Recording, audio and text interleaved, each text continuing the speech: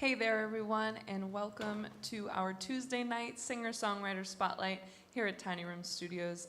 My name is Moe Corbett, and I am your host this evening. So glad to have an in-person audience tonight, as well as everybody who is tuned in watching the stream. So excited for the performance. Stick around after. I'll be sitting down with the artist and having a chat. So please enjoy, everybody. Solly.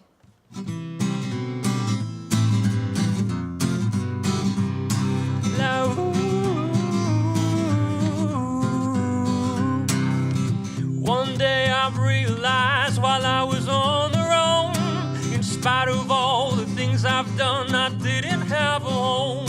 Of all the wealth accrued by earthly chariots and kings, it dawned on me that there was more. In fact, all kinds of things. La ooh,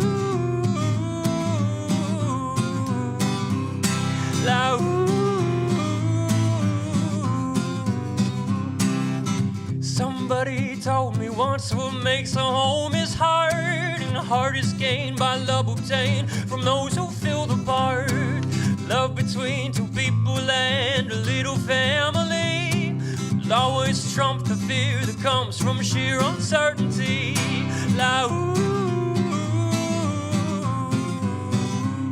la ooh.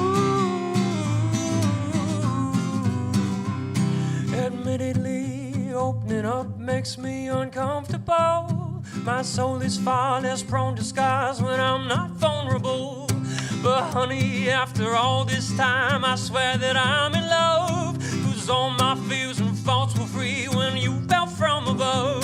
La ooh, la ooh.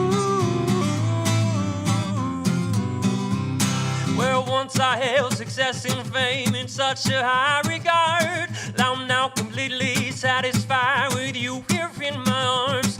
Oh, life is worth a whole lot more whenever I'm with you. And although we've had our ups and downs, eternity's in view. Thank you. I was waiting for the applause, and I hoped that someone would applaud, because I would not know what to do after that.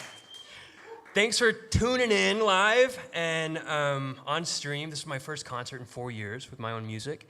So dusting off the cobwebs on these lyrics are probably just as cobwebby as the studio. So it's nice to be here. This next song is about being in love or feeling like you were in love long after a relationship ended. It's called I Still.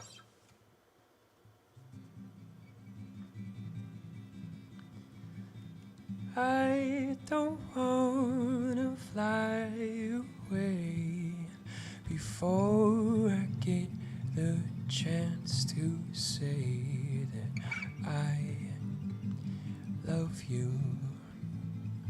It's true. Please ignore the where and when. This moment won't come back again. I love you, it's true. Oh, let's make the most of today, because tomorrow's more gray. We'll be walking our separate ways.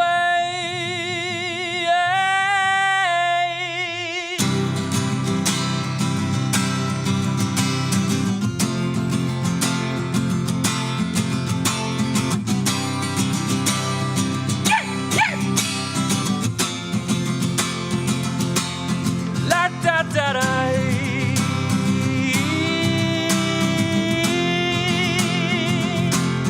La da da da.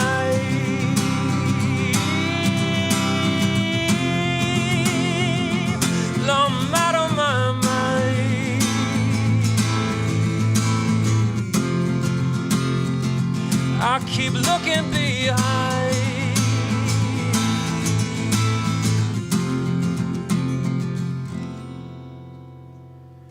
Ooh, ooh, ooh, ooh.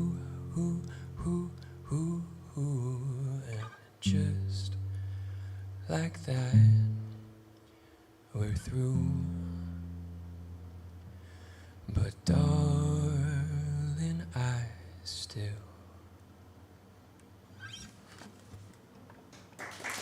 thank you.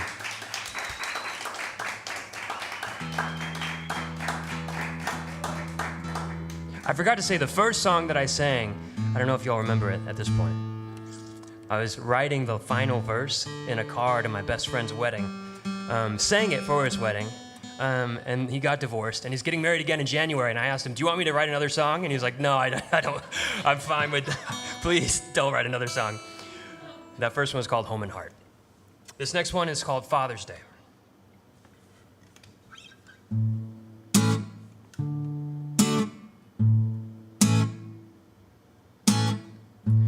You don't know me, but I want you to know me. It's been a long time, ask me questions 2 or 3, and I'll answer enthusiastically.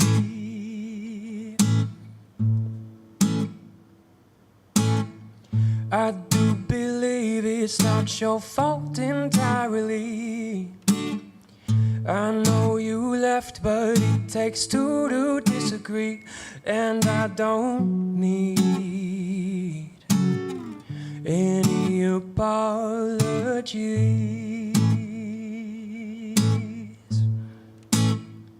But happy Father's Day, happy Father's Day, happy Father's Day. Oh, I can't forgive you. I don't know what to say, but I'll stay here anyway, and I will not turn away. I'll let you try again. I've tried to be a man that you could be proud of, and I know that you're a man that I should love, and the feelings,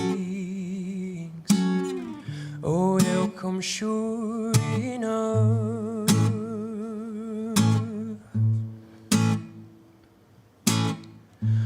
Please just know without you growing up was tough. I know I love you, but I will not say again, and I'll stay here unapologetically. But happy Father's Day, happy Father's Day, happy Father's Day. Oh, I can't forgive you. I don't know what to say, but I'll stay here anyway, and I will not turn away. I'll let you try again. I won't know what to say, but I'll stay here anyway, and I will not turn away. I'll let you try again. Thank you. Sometimes I pick and sometimes I strum, and I don't know the best way to get rid of the pick in my hand, so I need to pick it up from the ground. I think I've seen some artists that have it on the mic stand, but they're wealthier than I am. Different tuning. This next song I wrote for a movie. The director approached me and he wanted a singer-songwriter actor. And so part of the contract that I signed was as an actor and a songwriter. And the actor in the movie had a strained relationship with his father, so I thought it was kind of a fun song to play after that last one. Had a strained relationship with his father and was also having a baby. So this song is about fatherhood, just in general. Fatherhood, being a son.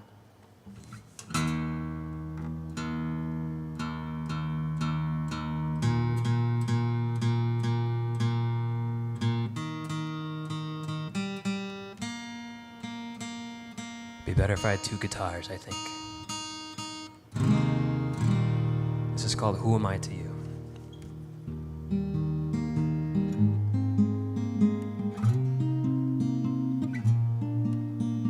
What do you hear in the sound of a name?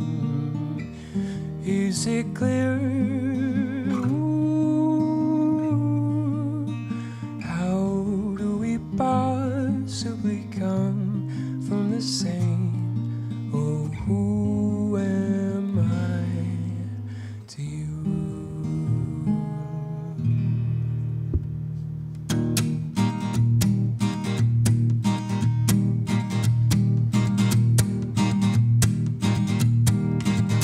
Am I a part where you can become? Where do we start? Whoa! Am I a part of where you can become? Oh, who am I? Oh, who am I to you? This could be good jubilation.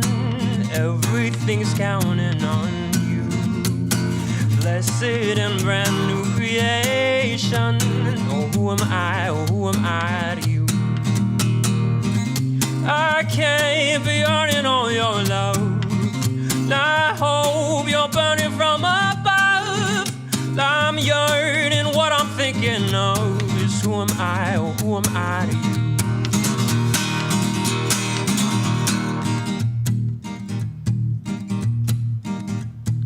I don't know you, but I want to. I don't know you, but I want to. I don't know you, but I want to. I don't know you, but I want to. Am I part of what you can become? Where do we start? Whoa. Am I part of what you can become? Oh, who am I? Oh, who am I? Oh, who am I to you?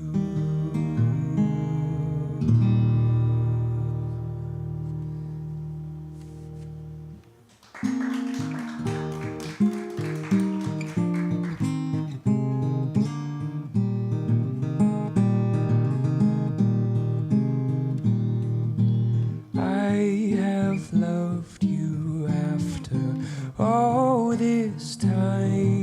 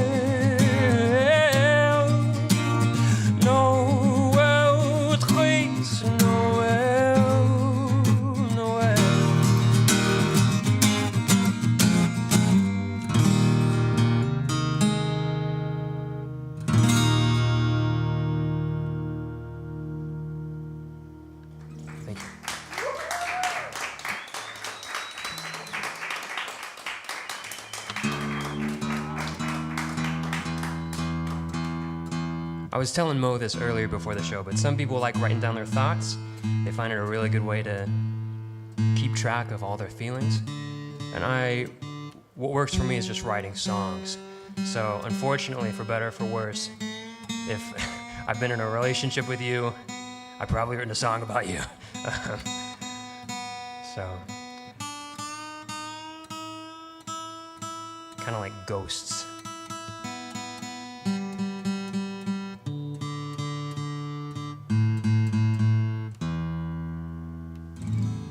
I grew up deeply religious, and I've only now been like detaching myself from just bad mindsets, things that made me feel anxious or not like who I was.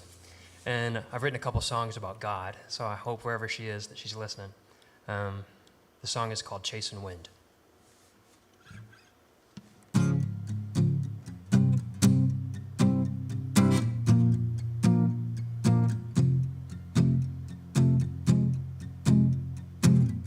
I've been running since I was 10, that was then.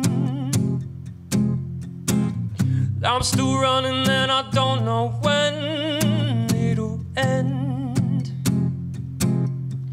I'm just chasing wind and it's wearing me, it's tearing me from limb to limb. Underneath the sun, I'm a winner, I'm a sinner, but I'm having fun.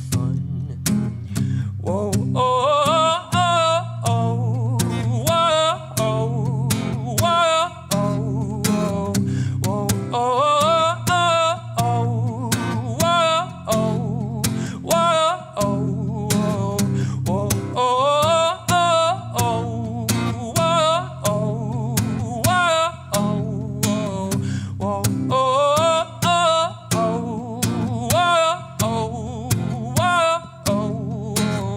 I got lost when I was 25, but I'm still alive. My hands were reaching up to the sky, and I don't know why. I'm just chasing wind, and it's wearing me, it's tearing me from limb to limb. Underneath the sun, I'm a winner, I'm a sinner, but I'm having fun. Whoa, oh, oh, oh, whoa, oh, whoa, oh,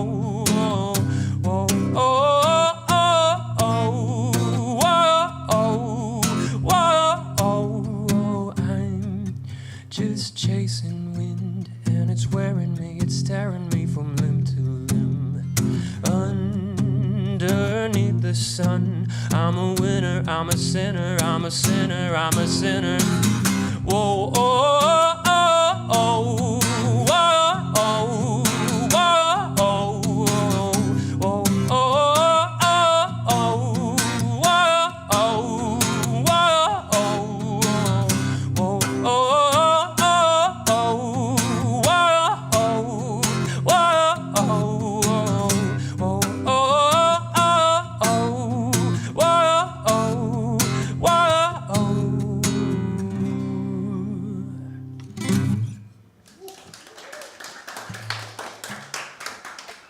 Most of the songs that you're listening to right now, they can be found on Spotify, Apple Music, YouTube, under my artist name, Solly.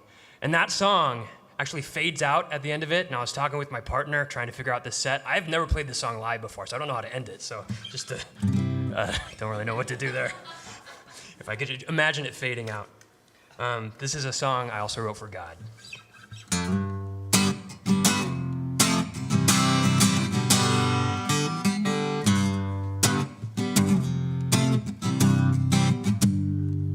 They told me, don't you act that way. There's more than living just for today. I gave them my 2 cents on a bidding. You broke and scared. Oh, who are you kidding? And I don't give a damn, I don't give a damn, I don't give a damn. I don't give a damn, I don't give a damn, I don't give a damn. I don't give a damn, I don't give a damn, I don't give a damn. I don't give a damn, I don't give a damn, I don't give a damn. I woke up with my feet in the mire, and I was sinking down with my chest on fire, laughing sweet, oh Jubilee, 'cause long at last my soul's free, singing I don't give a damn, I don't give a damn, I don't give a damn. I don't give a damn, I don't give a damn, I don't give a damn. I don't give a damn, I don't give a damn, I don't give a damn. I don't give a damn, I don't give a damn, I don't give a damn. I don't give a damn, I don't give a damn, I don't give a damn thing. I don't give a damn, I don't give a damn, I don't give a damn.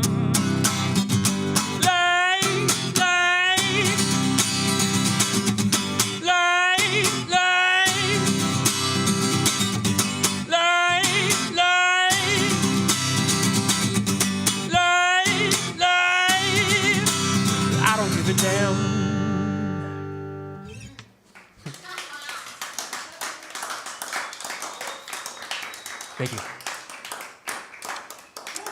This next song, I think, like Taylor Swift, I wrote at like 3 a.m. one day. Like Taylor Swift, she got the idea from me. And the melody was just so beautiful that I didn't want to write it on some like stupid infatuation. So I thought of what's a more pure love than like a stupid relationship. Not that ours, we have a very solid thing, what we have going on, my partner's in the audience. But like, you know, like a one-day romance, you know? And I thought the love that my mom had for me, and then I thought the love that I would have for my future kids, my future daughter, my future son. And so I wrote a song about that. This is called More and More.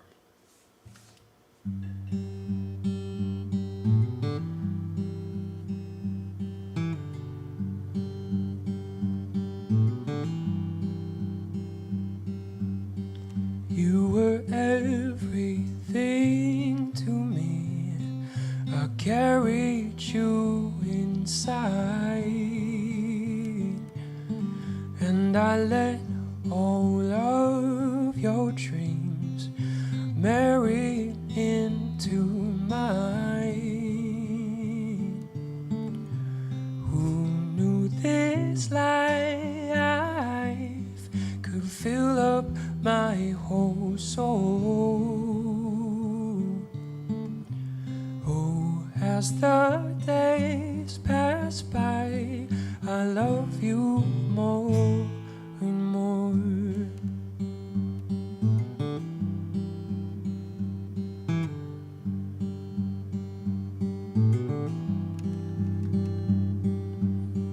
You were everything to me.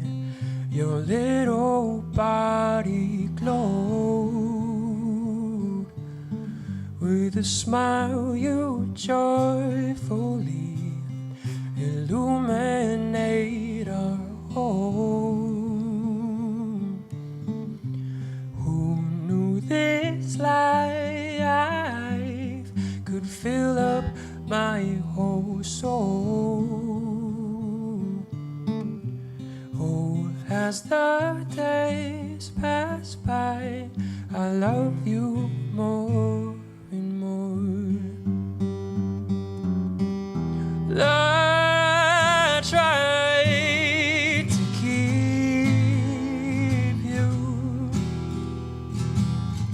I tried in vain.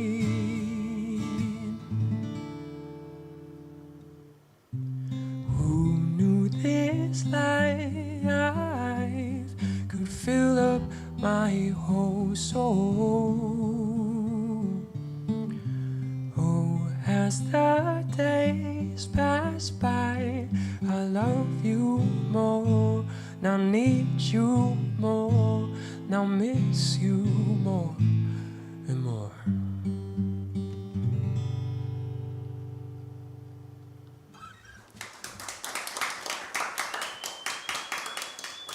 Thank you.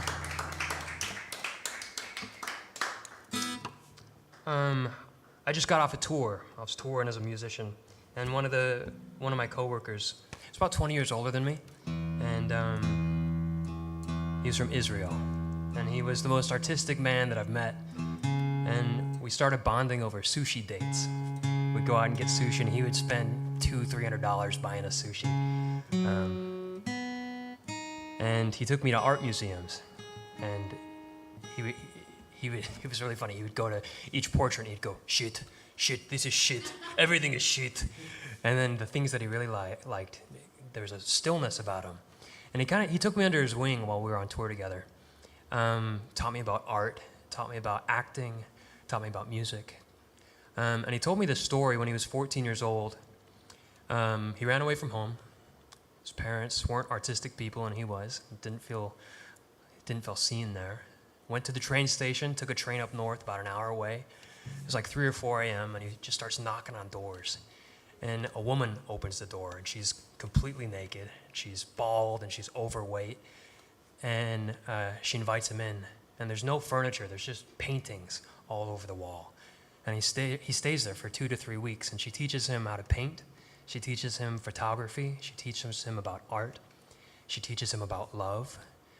And some time passes, and she asks him, and he's 14 years old at the time. She says, I've always wanted a child.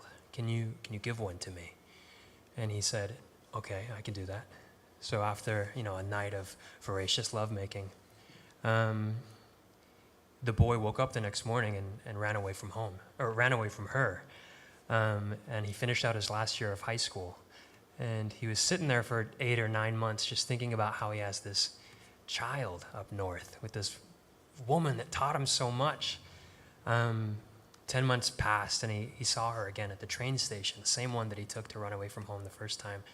And she's alone. There's no child with her, so either she miscarried or gave the child up for adoption. But when he told me the story, it was just, it was like a movie was playing out in my head. And he was leaving the tour, so I wrote this song for him about the story that he told me. This is called the Runaway Song.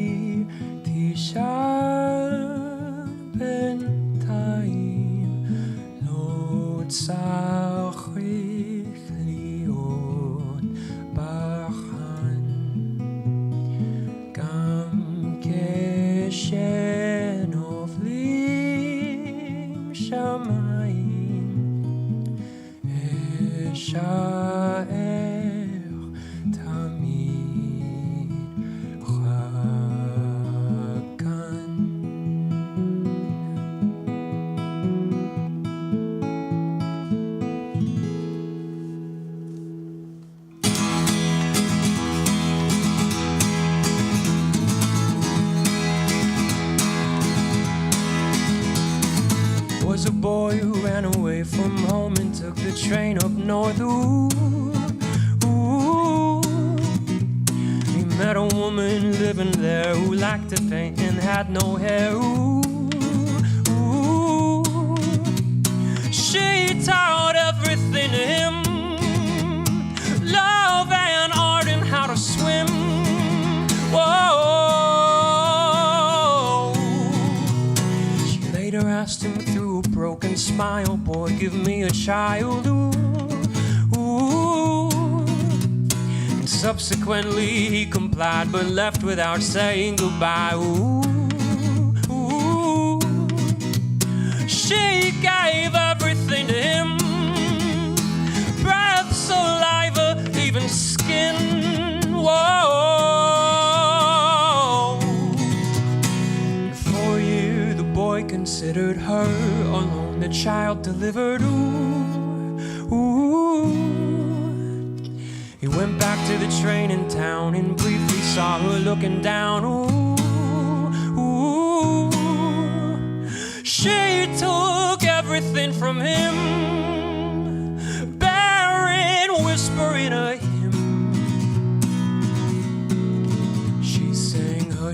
my child, be still, my darling. There's no need to run away.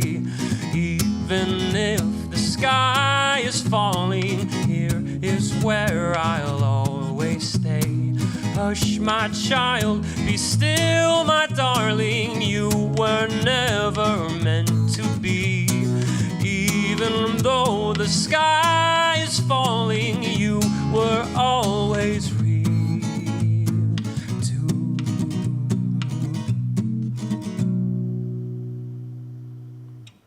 Thank you.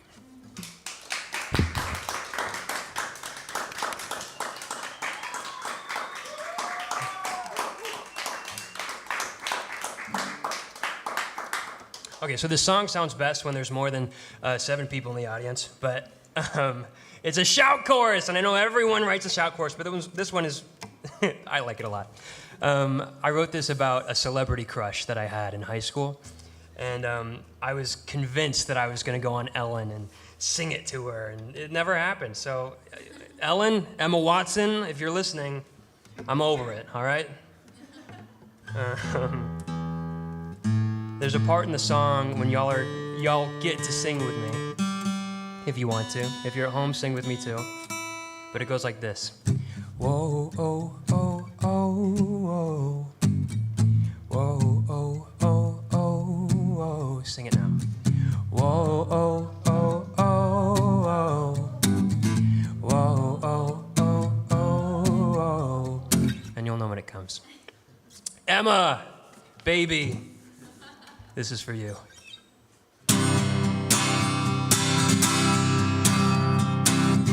Dear Emma Watson, please hear me through. I've got things to say, and they're all for you. When we first met, you were on a screen, Leviosa had me out of my seat. As the years passed, we moved on to other things, but still you had my eyes on flowers on walls. What I admired most was your integrity. You managed health and fame and subtle harmony. Yeah, dear Emma Watson, please hear me through. I've got things to say, and they're all for you. Later in college, the spruce of my dorm room, while waiting the white Amazonian vast, I found an old poster of dear Emma Watson, and thoughts started flooding my mind from the past.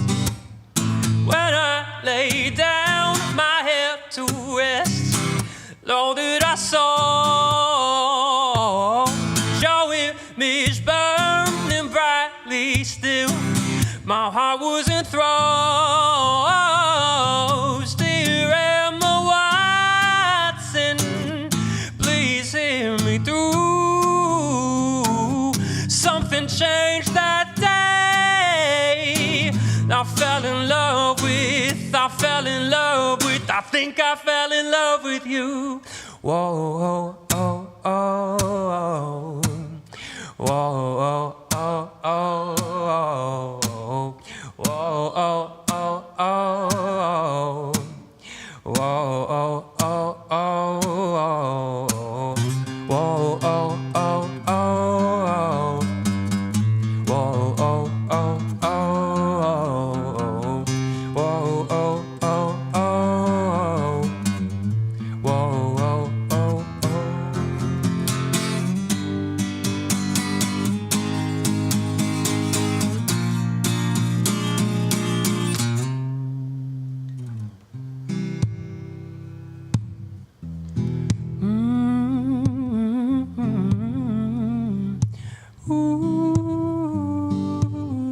Sorry for the things that I have ever said, but darling, there's one problem. Ooh, you're a goddess known by millions. and I am only but a man. Ooh, so this is what I propose we can do. We need to be on equal ground. I need fame, need a name, critical accolade. Only then can we see each other the same. Ooh, just wait for me to ascend to the peak of Mount Olympus. Dear Emma Watson, I think that's it. There's only one thing you need to do. Just wait for me. Thank you. If you like what you heard, my artist name is Solly. You can find me on Instagram, Solly Ollie. There's also a music video of that song if you want to go see it. It's kind of fun.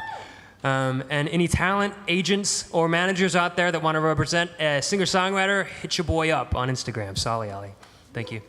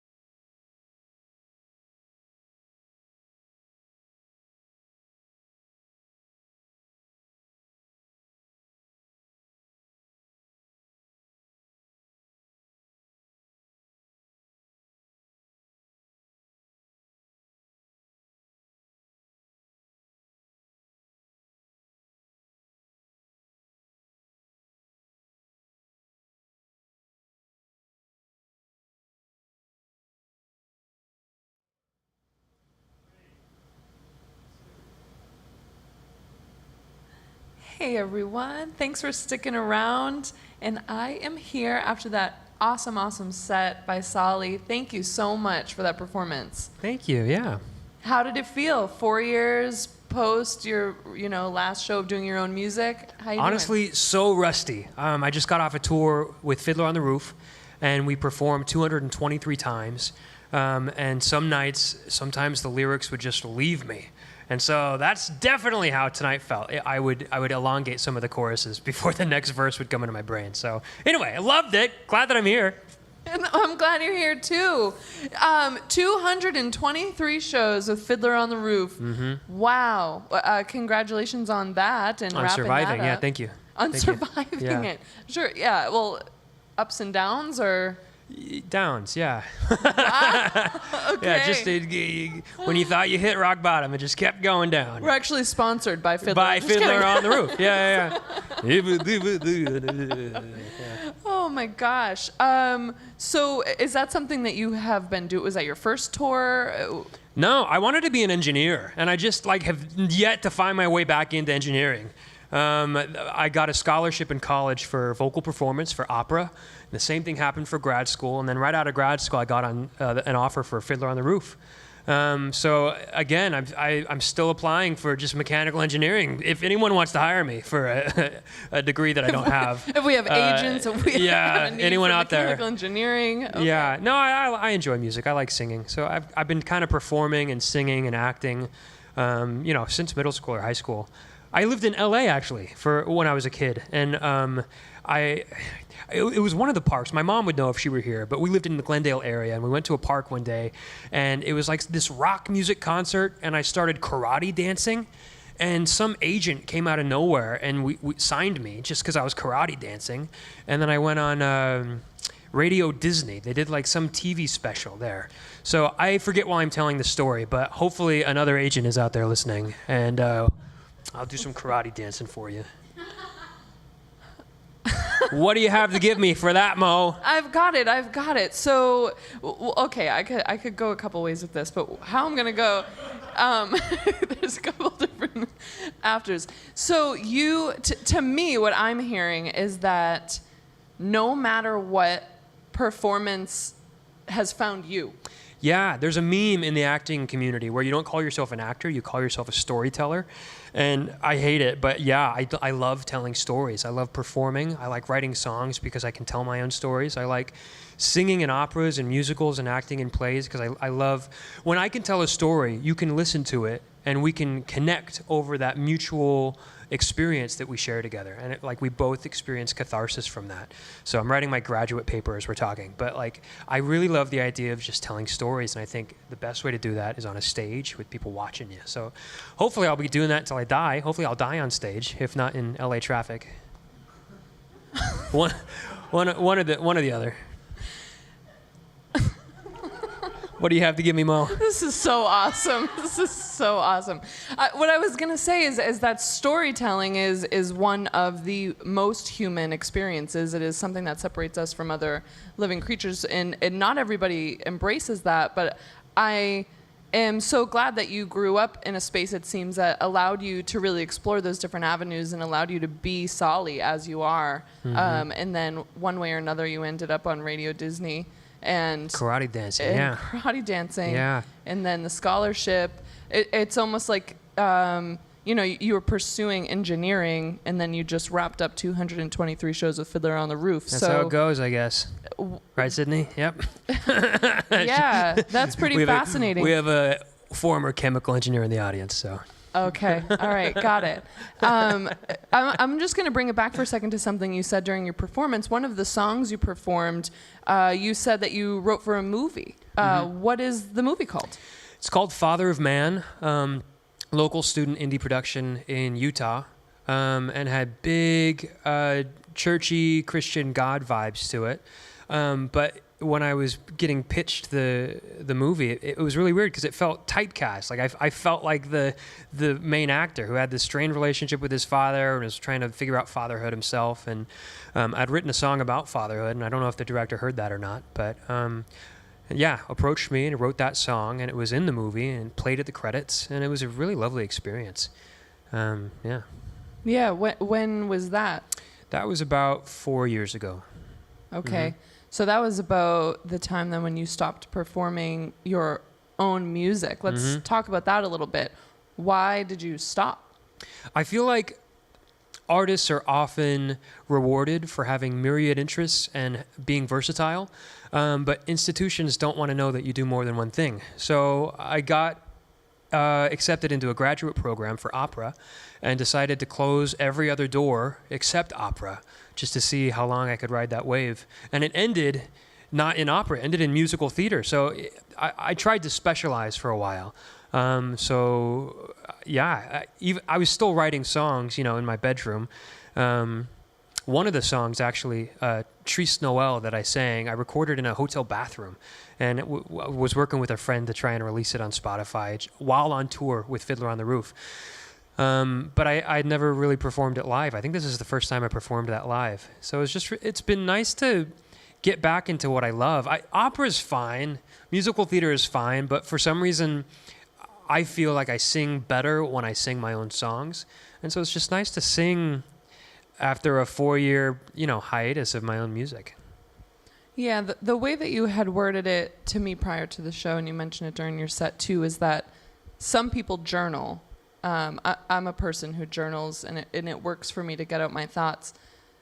For you, songs come out like that, which in a way I have a little bit of envy in me. I wish that I could just produce a song like that, but I'm so glad that people like you exist in the world and allow that to just happen and flow through you. It obviously is very healing for you.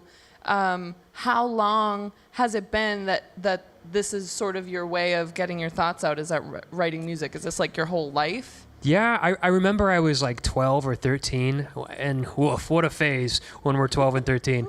And I was writing some emo song like, "The darkness in my brain," So I think ever since I could string words to a melody, I've been trying to write songs, and they've been honestly helping me out during that emo phase. Writing songs that I hope never see the light of day helped me get through adolescence and puberty. And for me, we all cope in different ways, right, Mo?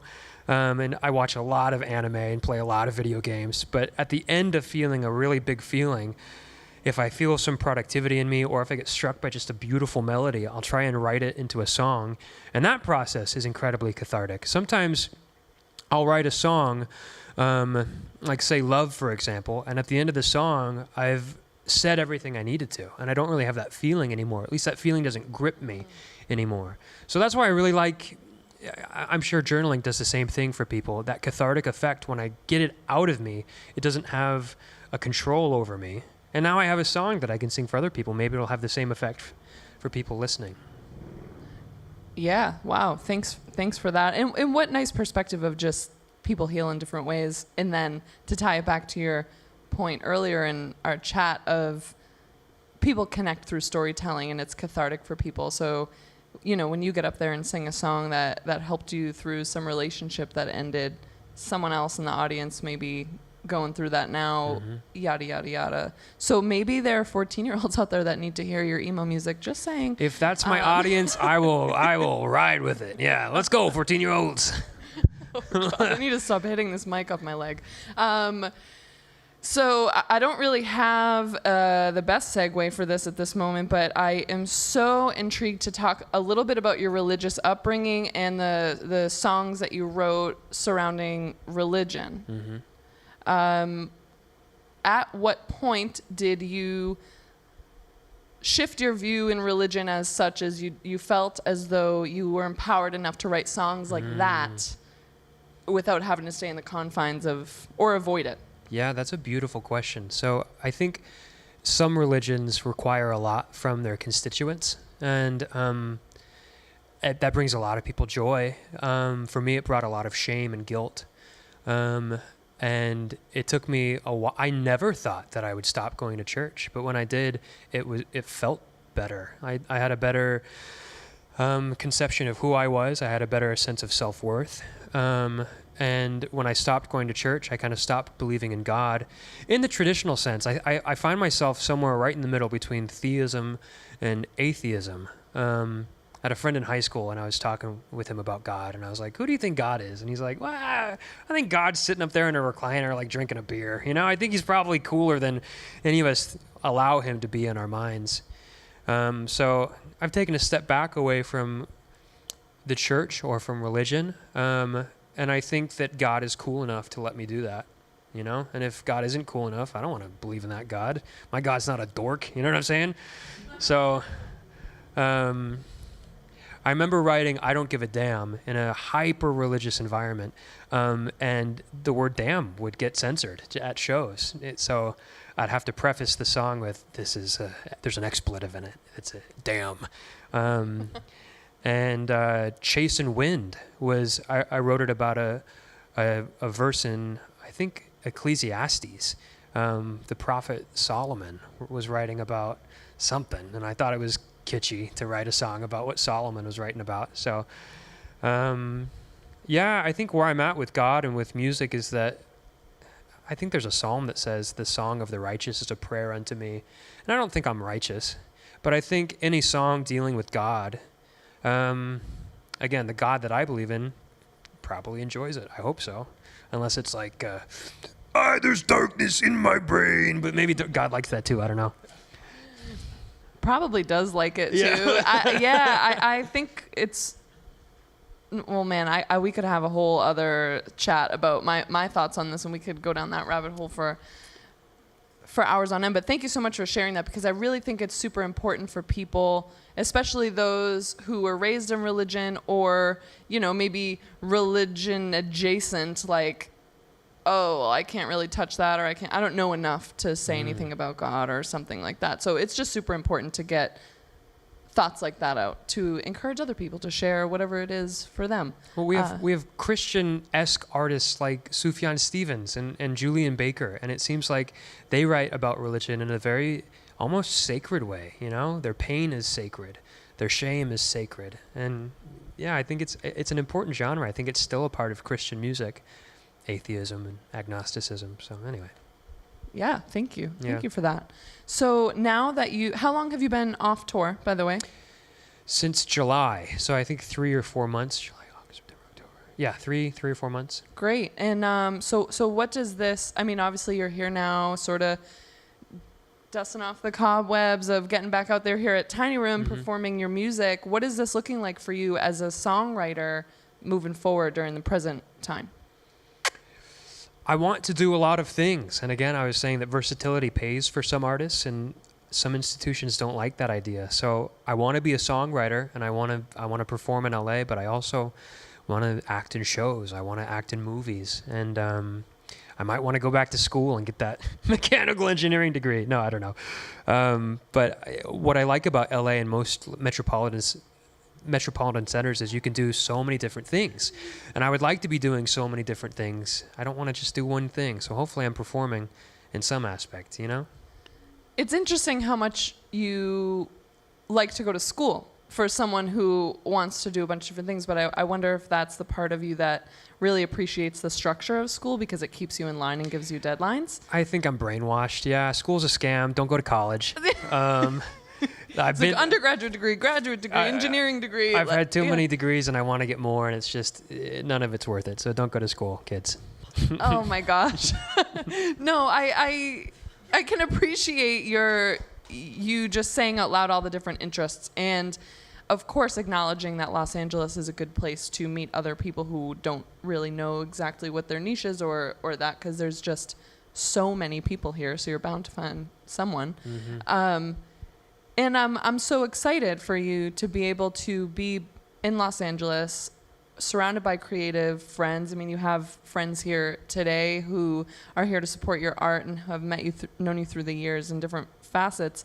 I'm so excited for you that you get to be back in the city, take a moment to be with yourself, your art, and explore what different avenues are next and open for you. So just keep on going. And I don't think you need to specialize in anything. And I don't think you should. I have enjoyed your set so much tonight, and I enjoyed all of your songs. And I love listening to your story, and it gives me hope, and I think hopefully people listening, that you don't have to have it figured out, but if there's something that is calling to you and makes you come alive, just kind of go for it, no matter what it looks like, even if it is mechanical engineering. So thank you so much for your time here today at the Singer Songwriter Spotlight. Thanks, Mo. Yeah. Thanks everyone for tuning in, and thanks everyone who's been here in person. You can find most of the songs that Sally performed tonight on all the streaming platforms, Apple Music, Spotify. You can find him on Instagram at SollyOllie, and give him a follow, because I just have a feeling he's going to be working on some cool things and that he'll be sharing information about what that looks like there. So thanks again for tuning in. My name is Moe Corbett. Every Tuesday, we're here at Tiny Room Studios doing our Singer Songwriter Spotlight. It's been a pleasure. Thank you.